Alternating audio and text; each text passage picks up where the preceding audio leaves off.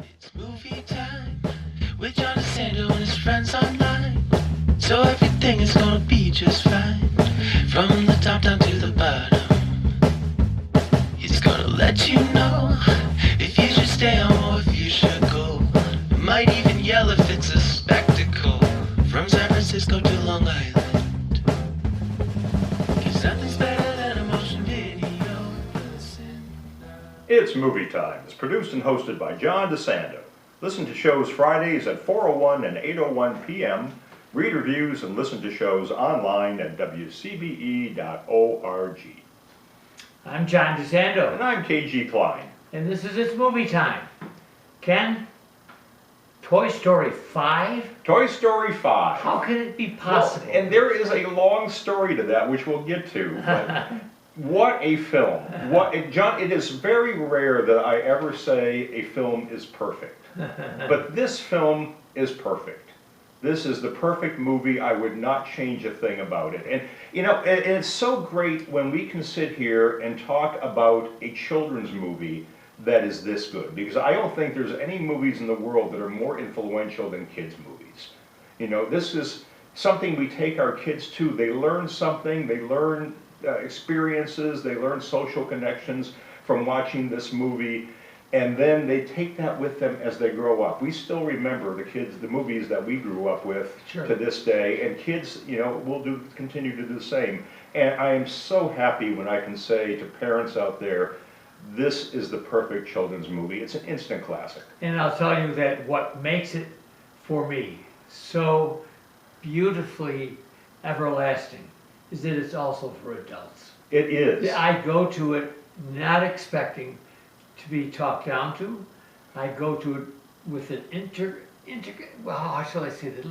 With a plot that is so internally heavy that if you don't look at it as an adult film, you could be very pleased, but if you do, you can say to yourself, what a genius Pixar is, that it could appeal to so many people in so many levels, and visually have just a beautiful presentation. Adults are going to take something different from this movie than kids are, but that's how a children's movie needs to work, because you're reaching the children at one level with one level of experience behind them, but you're reaching the adults at a completely different level with another level of experience behind them, that we need to talk to adults differently. We need to have something meaningful to say to the parents when they're watching a movie, just at the same time that the kids are learning from this movie. And this film, Toy Story 5, does it better. And I might even go on a limb and say this is the best of the Toy Story franchise. You know, it very well could be. I'd have to go back, and you're going to talk about sequels, and I might talk a little bit about, or ask you about Pixar's early successes. Well, Toy Story 2 is on my list of the 5 best sequels of all time. Toy Story 2 is an amazing expansion of the universe that Toy Story 1 created. It did everything right. But in terms of influencing parents, teaching parents something, I think Toy Story 5 takes it to a new level. Yeah, now as I look at Toy Story 5, for me, for an adult, I'm reminded how important relationships are, human relationships are. And you would think, well, John, you're so old, well, how is this news? It's not news, but it's an emphasis on how important friendships are and how important we are for each other. And helping, as I think of, is it Bonnie? Bonnie and Blaze. Yeah, and Bonnie and Blaze, and how much I'm so interested in introverts. Well, I'm not talking to an introvert here. You might be surprised, John.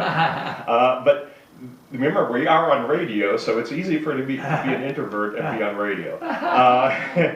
But let's step back and talk a little bit about what this story is. This is a story about tech. This is what they've decided to do with Toy Story 5. Toy Story 5 is set probably a decade or more in the future from Toy Story 4. Entirely new set of human characters. And that was a very wise decision. They didn't want to go legacy with this. They didn't want to just rehash the same characters and the same old themes. So everything is now 10 years in the future. All the kids and the people are different from what we've seen in the past, but the toys are the same.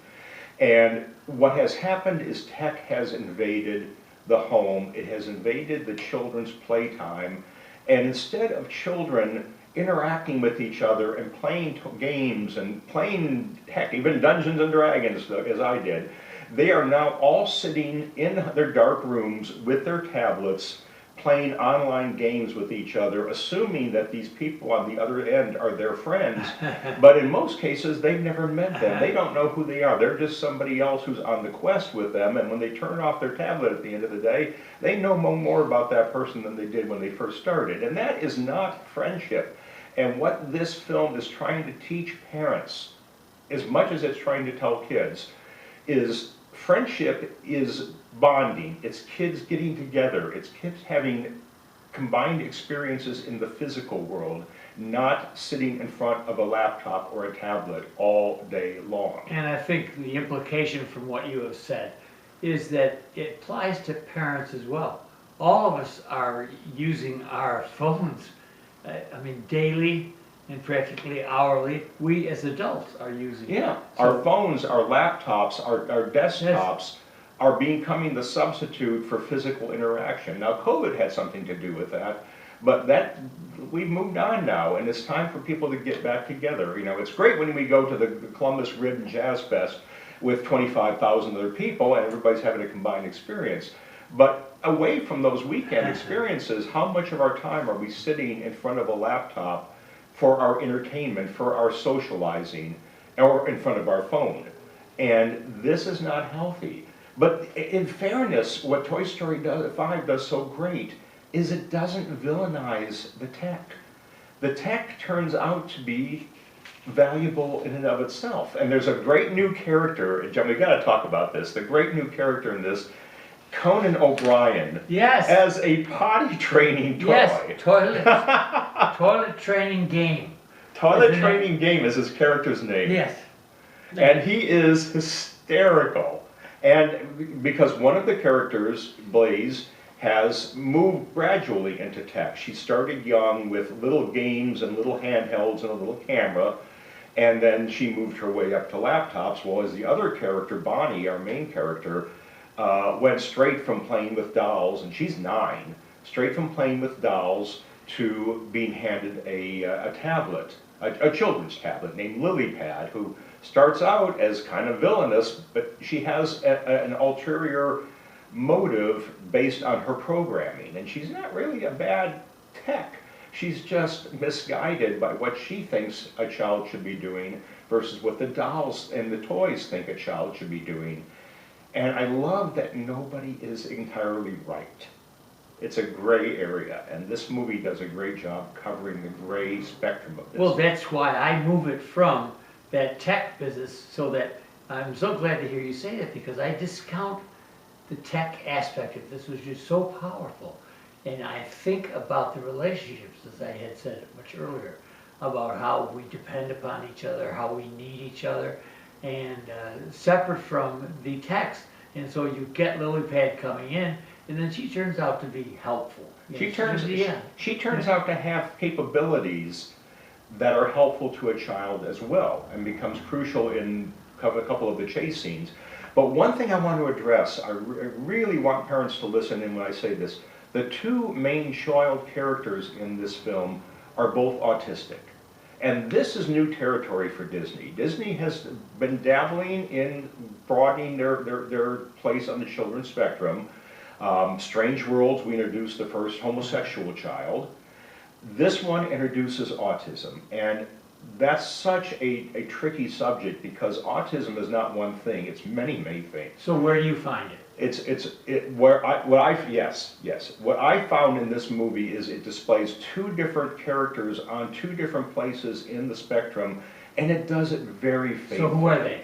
It's Bonnie and Blaze. Right. Okay. Especially Bonnie. Bonnie is semi-functional on the autism spectrum. She is so painfully shy at 9 that she's hiding behind her parents' legs at every single encounter with a new human being.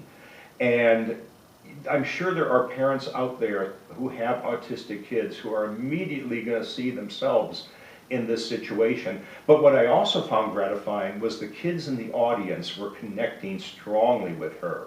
And this is one of those rare movies where I heard the kids in the audience cheering and applauding at one time, and then shouting in unison, "No!"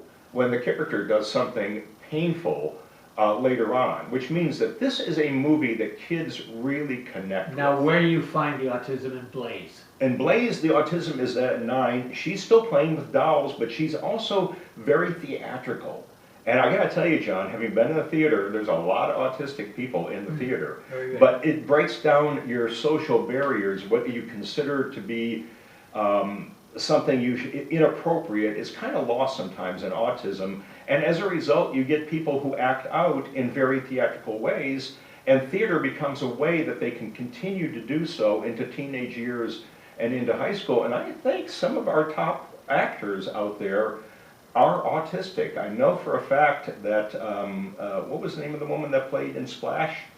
The blonde? Oh, yes, yeah. Yes, she is very high, almost non-functional on the autism Oh, yeah. spectrum, yet she still made a huge name for herself as an actress. All right, K G Kline, we have so much more to say about Toy Story 5. But right now, if people want to hear more from you, Yeah. I mean, look at how much they've gotten already.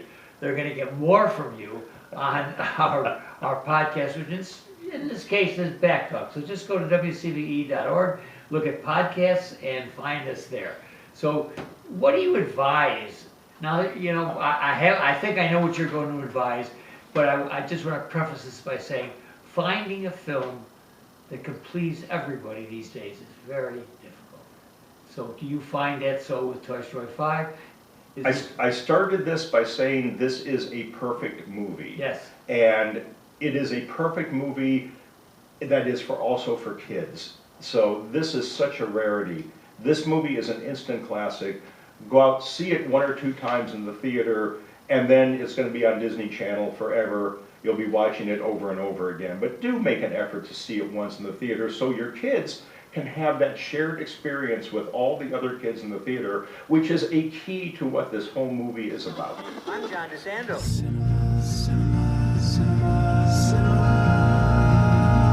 Classics, let's go to the movies and share some popcorn, soda pop with